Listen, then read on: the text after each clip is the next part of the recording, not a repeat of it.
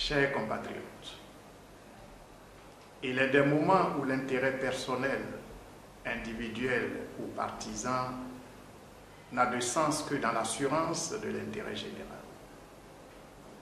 Il est des moments où le moi, les luttes de chapelle deviennent insensées et même ridicules en l'absence de l'existence commune. À ces moments-là, la raison, la responsabilité et le devoir commandent de laisser de côté, en tout cas de mettre en veilleuse, ne serait-ce que momentanément, les ambitions personnelles, pour œuvrer en toute impartialité et en toute objectivité à la conjuration du sort commun et à la restauration de la bénédiction commune. La Côte d'Ivoire est à un de ces moments cruciaux.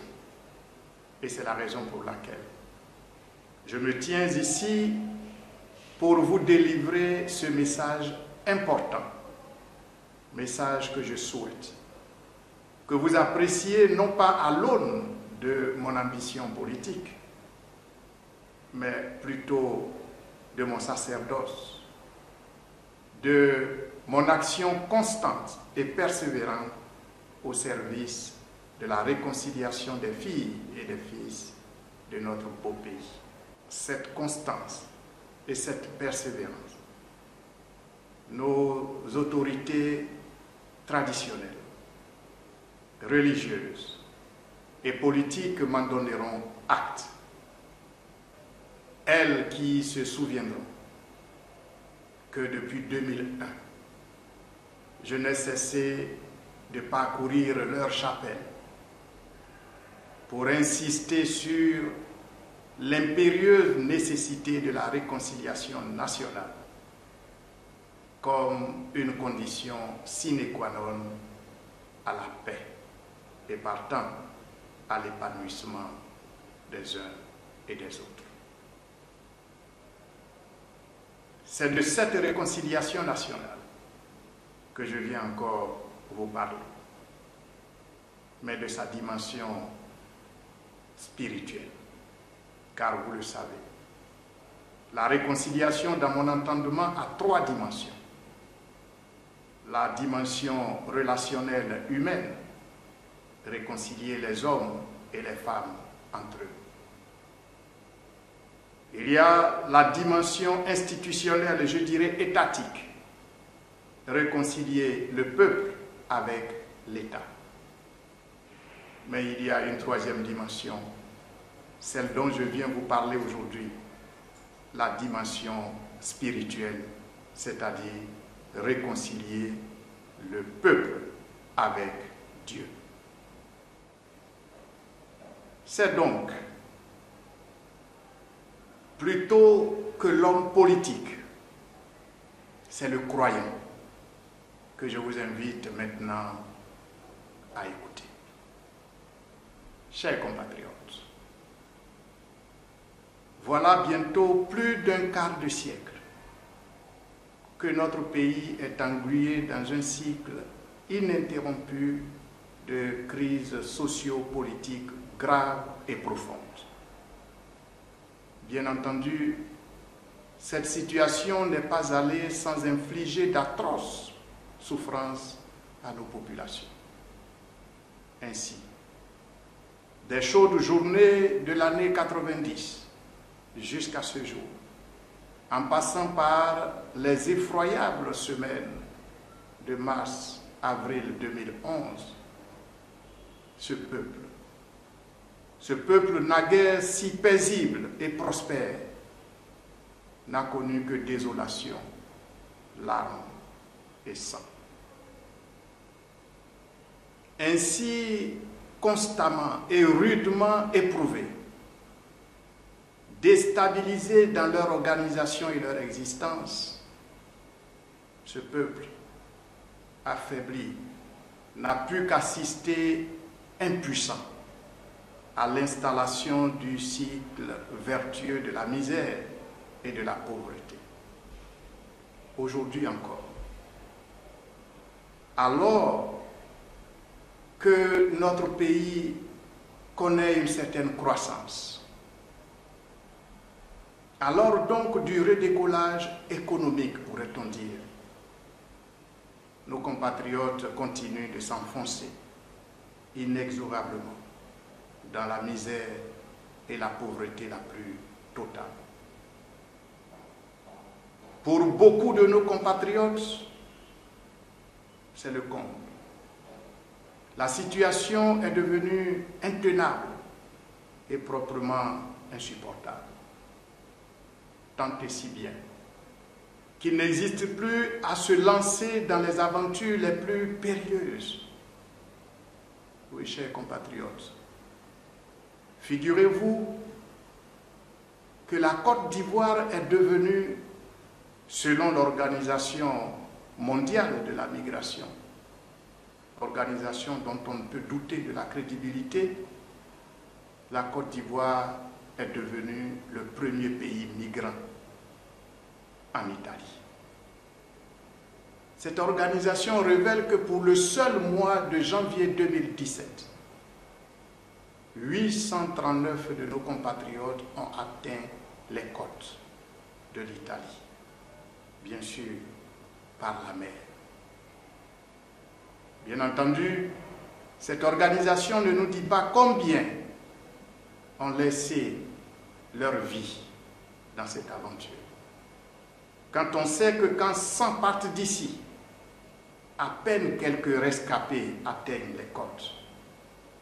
Quand 839 pour le seul mois de janvier ont pu atteindre ces côtes, chers compatriotes, combien y ont laissé leur vie? Combien sont restés dans l'eau? Pour l'année 2016, l'organisation révèle que c'est plus de 11 000 de nos compatriotes qui ont pris ce risque. Cette information, bien que certains, pour des raisons que vous comprendrez, aient voulu en minimiser la portée, révèle toute la gravité de la situation, révèle le mal ivoirien. Et j'en ai personnellement été choqué et profondément bouleversé. Si choqué que je n'ai pu m'empêcher d'oser quelques complaintes à l'endroit de Dieu. Comment en effet peut-on comprendre que ce pays, qui est un pays prospère, un pays immensément béni de Dieu, et riche de toutes ressources, comment comprendre qu'alors que tous les citoyens du monde accourent ici pour faire fortune et prospérer, comment comprendre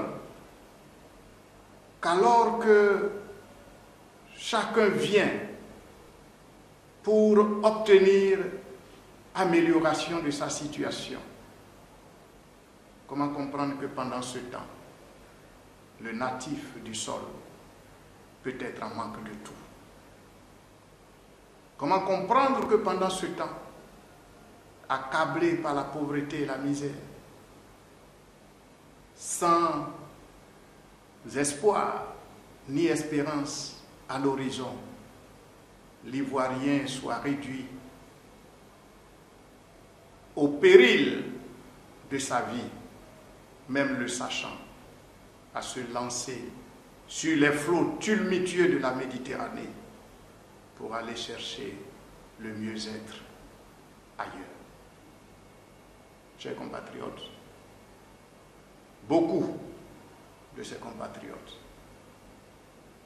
frustrés, la douleur au cœur, en sont à se laisser tenter de crier à l'injustice, et même à l'injustice divine. Je n'étais pas loin de cette limite de ce sacrilège, m'interrogeant, me lamentant dans mes complaintes, quand du plus profond de mon être me parvint cette douce interrogation. Alors moi, Dieu, je serai injuste? Chers compatriotes, bien entendu, vous répondrez avec moi, non, Dieu n'est pas injuste. Dieu ne peut être injuste, car il est lui-même justice. Alors, si Dieu est juste, nous devrions alors nous poser la question, qu'avons-nous donc pu faire pour que Dieu qui aime tant ce pays, que Dieu qui aime tant ce peuple, puisse nous laisser à la merci de tant de souffrances? Chers compatriotes, cette question est capitale et renferme la clé de la délivrance. La clé de ta délivrance personnelle, la clé de la délivrance de la nation. Eh bien, c'est pour te transmettre ces clés que je suis ici, ce jour. Chers compatriotes, Dieu n'est pas injuste. Mais Dieu, en bon Père, aime bien châtier et plus sévèrement ceux qu'il aime particulièrement. Depuis plus d'un quart de siècle, nous l'avons dit, notre pays est parti de guerre en guerre, d'affrontements en atrocité. Cela a tant duré. Je vous l'ai dit, avec la souffrance du peuple. Eh bien, je suis venu vous annoncer la bonne nouvelle. Ce Dieu qui aime ce pays, ce Dieu qui aime ce peuple, a décidé de mettre maintenant un terme à cette longue nuit noire. Pour cela, deux conditions sont à satisfaire, car Dieu est fidèle. Il est fidèle à sa parole, il est fidèle à ses méthodes. Il reste le même hier, il est le même aujourd'hui, il sera toujours le même. Chaque fois que Dieu veut délivrer, il s'assure justement que ces deux conditions sont réunies. La première, Dieu délivre toujours à travers des hommes et des femmes qu'il se choisit. En réalité, il les a choisis depuis le sein maternel. Il les a formés. Il les a apprêtés. Il a ensemé en eux des projets de paix, des projets d'apaisement, des projets de bonheur. Ces personnes sont de toute ethnie. Elles sont de toute religion. Elles sont de toute région. Elles se trouvent aujourd'hui disséminées à travers le territoire et même au-delà. Mais quand l'heure de la délivrance approche, il les rassemble. Oui, mon frère, ma soeur. Dieu travaille avec des hommes et des femmes. Et je suis ici pour te révéler, si tu ne l'as encore su, que tu fais partie de ces élus. Examine ton histoire. Visite ta personne. Et tu te rendras compte que tu as été mis à part pour le jour de la délivrance qui arrive. Alors, est-ce que tu es prêt? Est-ce que tu es prête Moi, je suis prêt. Et même si nous étions tous prêts, individuellement, est-ce que nous sommes prêts collectivement? Car Dieu ne travaille pas dans la dispersion. Dieu ne travaille pas avec des individus. Dieu travaille avec une armée, c'est-à-dire une équipe. Chers compatriotes, le moment est venu de nous rassembler, de quelque bord que nous sommes, de nous mettre ensemble pour ce projet commun de la réconciliation nationale, de la délivrance. Alors quand Dieu s'est assuré que l'équipe est prête, ce qui est la première condition, il y a une deuxième condition. Dieu s'assure que le peuple même est prêt pour la délivrance. En d'autres termes, Dieu veut savoir si le peuple a compris la leçon. Car je dois vous le dire, en réalité, ces 25-27 ans de troubles, de souffrances, ne sont qu'un moment, une saison, car Dieu travaille par saison et par cycle. Une saison, un cycle de correction, de leçons que Dieu a bien voulu nous faire. Alors, est-ce que nous avons compris cette leçon? En d'autres termes, Dieu demande, est-ce que nous sommes méritants de cette délivrance que nous demandons? C'est à ce niveau que nous avons des questions à nous poser. Oui, mon frère, ma soeur. Quand j'observe, je n'ai pas l'impression que nous avons pigé la leçon. Quand j'écoute, quand je vois faire, l'orgueil reste toujours démesuré, l'arrogance débordante, l'extrémisme à l'excès. Tout se passe comme si nous n'avions pas assez souffert. Tout se passe comme si nous n'avions pas eu une guerre dans ce pays. Et naturellement, personne n'a rien fait. Non, personne. Tout le monde est victime. Personne ne porte la moindre responsabilité, même pas morale.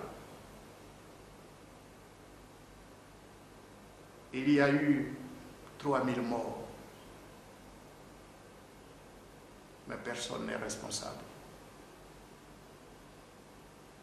Personne. Les procès se font aujourd'hui loin de nous et ici même, mais personne n'est responsable. Ici comme là-bas, personne n'est responsable. Sur ce sol béni de Dieu, des hommes ont attrapé leurs semblables, les ont ligotés, les ont aspergés d'essence et les ont afflammés d'une bichette d'allumettes. Et de cela, personne n'est responsable. Personne n'a rien fait. Tout est la faute de Dieu. C'est une injustice divine que nous subissons. Il y a eu une longue rébellion dans ce pays. Rébellion dont nous sommes encore sans bilan d'ailleurs. Les atrocités de toute nature ont été commises. On en a entendu parler, mais on en a vu. Et il me vient à l'esprit ces gendarmes, une soixantaine, se tenant à la ceinture et marchant à la queue leu vers une destination d'où personne n'est revenu. Chers compatriotes, n'avons-nous vraiment rien fait?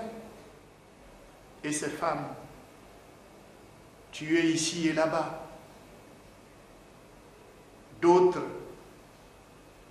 sacrifiant à leurs rituels traditionnels ont été enlevés, égorgés. Personne n'a vraiment rien fait. Et si je ne craignais d'éveiller en vous des frissons, d'heurter des âmes sensibles, j'aurais pu continuer la liste. Plus loin, souvenons-nous, Thierry Zébier, c'était en 1990. Cette année-là, il y a eu officiellement 3 morts. 1995, boycott actif, 30 morts. 2000, passage difficile du régime militaire au régime civil, 300 morts, avec à la clé la découverte d'un charnier. Et je vous l'ai dit, 2010, 3000 morts. Remarquez au passage que nous passons chaque fois en multipliant par 10. Oui, un charnier, avec une 50aine de cadavres, mais personne n'est responsable jusqu'à aujourd'hui. Le 24 décembre 1999, ce fut une liesse populaire.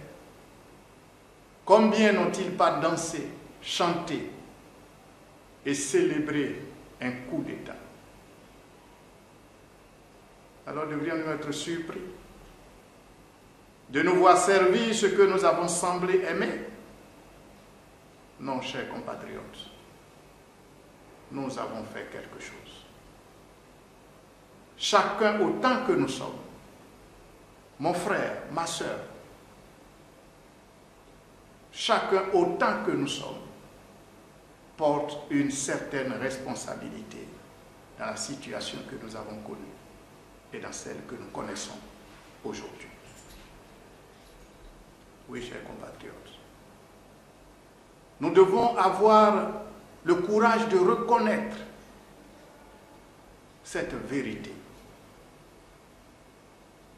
Chacun, pour avoir manqué ne serait-ce que de compassion, quand il n'a pas su décourager, alors que c'était dans ses possibilités, la commission d'un acte abominable, quand il n'a pas su conseiller utilement, quand il s'est réjoui du malheur d'autrui, a péché, s'est rendu coupable de la commission de ces actes. Savez-vous, au demeurant, que même manquer d'amour est devant Dieu un péché? Alors, chers compatriotes, nous avons tous péché. Et nous nous sommes ainsi privés de la gloire de Dieu. Voici l'explication, le sens spirituel de ce sort qui nous frappe depuis tant d'années. Mais je vous l'ai dit, la bonne nouvelle est que ce Dieu qui n'a jamais prédestiné cette nation à l'apocalypse, à la destruction, a décidé de nous délivrer. Pour cela, nous devons reconnaître cette part de responsabilité. Aussi insignifiante qu'elle puisse être, elle est une responsabilité. Nous devons la reconnaître et l'accepter dans notre cœur. Et si nous le faisons sincèrement, nous devions donc en tirer la conséquence logique, celle de décharger notre cœur de tous les vilains sentiments. Car je suis ivoirien et je sais qu'aujourd'hui, l'amertume est la chose la plus partagée dans nos cœurs. Nos cœurs sont chargés de projets de vengeance, dans ce pays. Cela est une réalité. Nous devons donc, quand nous avons reconnu notre part de responsabilité, libérer notre cœur, désarmer notre cœur, désactiver notre cœur. Chers compatriotes, c'est ce que Dieu regarde, le cœur. Dieu ne regarde pas nos larmes, Dieu ne regarde pas nos lèvres, Dieu ne regarde pas l'expression corporelle, Dieu regarde au cœur. Et aussi longtemps qu'une tache noire de vengeance restera dans ce cœur, nous retarderons l'action de Dieu pour la délivrance. Oui, chers compatriotes, Dieu délivre avec des hommes, mais Dieu délivre avec la repentance des hommes qui ont commis et qui reconnaissent avoir commis une faute. Nous devons donc faire acte de contrition et de repentance. Nous devons demander pardon à Dieu. Et comme il est sûr qu'il nous renverra, faire la réconciliation avec notre frère, notre sœur, avant de se présenter à lui pour demander ce pardon, alors pardonnons-nous les uns les autres. Et demandons pardon à Dieu. Et ensemble, demandons-lui délivrance. Crions à la délivrance. Oui, chers compatriotes, Dieu attend que nous lui disions: oui, moi, j'ai été victime d'atrocités. On m'a amputé du bras. On m'a amputé de la jambe. Je suis aujourd'hui unijambiste. On m'a tué toute la famille, mon père, ma mère, mes enfants, ma femme. Je suis seul. Et je brûle d'envie de me venger si l'occasion se présente. Mais quand j'ai écouté ce message, je dis: Dieu, je laisse pour moi à toi. Je laisse pour moi à Dieu. Je dis: Dieu, toi qui es juste, fais-moi justice. Je te laisse la vengeance. Mon frère, ma soeur, c'est ce que Dieu attend de nous. Et vous savez, ce Dieu qui est si bon, qui est riche en bonté, qui est miséricordieux, qui est lent à la colère, il dit qu'il est aussi le Dieu qui ne tient pas pour innocent le coupable. Si donc nous le laissons faire, il saura mieux que nous-mêmes nous venger. Parce que lui, omniscient qu'il est, il sait qui t'a coupé le bras. Il sait qui t'a coupé la jambe. Il sait qui t'a décimé ta famille. Et croyez-moi, il ne se trompe pas. Son poids est juste. Sa mesure est parfaite. Ainsi, sa sanction est plus juste. Chers compatriotes, c'est cela que nous devons faire aujourd'hui. Le problème n'est pas le frère Bété. Le problème n'est pas le frère Djoula. Le problème n'est pas le frère Baoulé. Le problème, ce n'est pas le frère qui est venu d'ailleurs pour partager notre quotidien. Chose que nous devons encourager. Nous devons même nous en réjouir et nous féliciter. Mais le problème, c'est nous-mêmes. Et observez ce que je vous dis. Croyez-en ma foi. Si vous appliquez cette recette, alors la délivrance interviendra plus tôt que vous ne pensez. Les retombées seront quasi immédiates. Alors, la Côte d'Ivoire, le pays d'hospitalité, continuera d'être le pays d'hospitalité. Les frères et sœurs continueront de venir d'ailleurs pour partager notre quotidien, pour venir faire fortune et prospérer. Mais l'Ivoirien restera maître de son destin. L'Ivoirien redeviendra propriétaire de ses biens et de ses richesses. Ainsi, ce pays sera le pays de l'hospitalité, ce pays que nous avons promis à l'humanité. Alors, chers compatriotes, mon frère, ma sœur, retrouvons-nous pour former cette armée de Dieu. Retrouvons-nous pour former cette équipe.